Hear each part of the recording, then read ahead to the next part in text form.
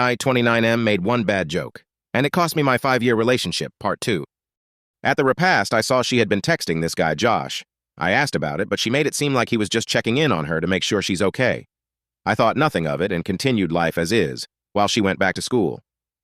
Around Mother's Day, I bought her a sapphire and diamond ring. She wanted a new promise ring, a promise that she was mine and I was hers.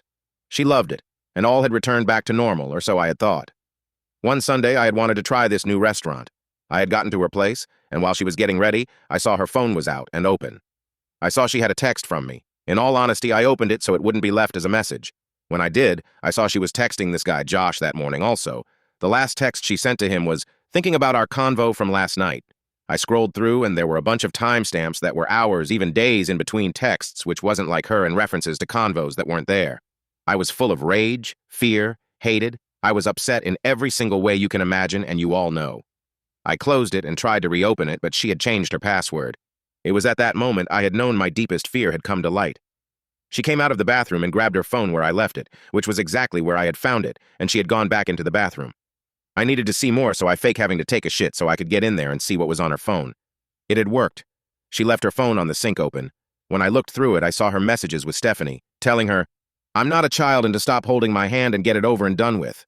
And my ex was replying how I was a comfort and it's not that easy. She was banging on the door to get in, so after a couple moments I obliged and left the bathroom. I calmed myself, seeing that false sense of a glimmer of hope that we'd still be able to make it. As we were driving, I confronted her, asking who the man was and why she was cheating. She said she wasn't and that she was acting that way because of how I made that joke, how I didn't show up to her place when her uncle died, and that it was all in my head about her cheating. I confronted her on her changed passcode and she flipped out, asking why I was in her phone, and I told her I wanted to take stupid selfies, which I always did, but changed her tune saying she hated that, the first time in 5 years that she hated it. The next day, she was going back up to her school to collect her stuff from her apartment. I visited her that morning early, and we talked in some stuff, but she gave me a very small glimmer of hope that we'd work out. That same day, about a half hour after I had gotten into work, 2 of her closest friends had messaged me, telling me to trust my gut, not to trust Josh and her true intentions of going back.